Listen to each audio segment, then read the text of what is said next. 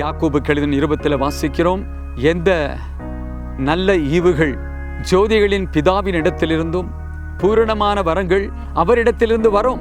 அப்போ தேவன் நமக்கு நல்ல வரங்களையும் நல்ல ஈவுகளையும் நன்மைகளை செய்யதான் அவர் விரும்புகிறவராய் இருக்கிறார். அப்போ ஆண்டவர் நமக்கென்று வைத்திருக்கிற நன்மைகளை பெற, மேன்மையாக இருக்க, நல்ல ஈவுகளை பெற, வரங்களை பெற நாம் செய்ய வேண்டியான காரியம் தேவனில் அன்பு கூற வேண்டும்.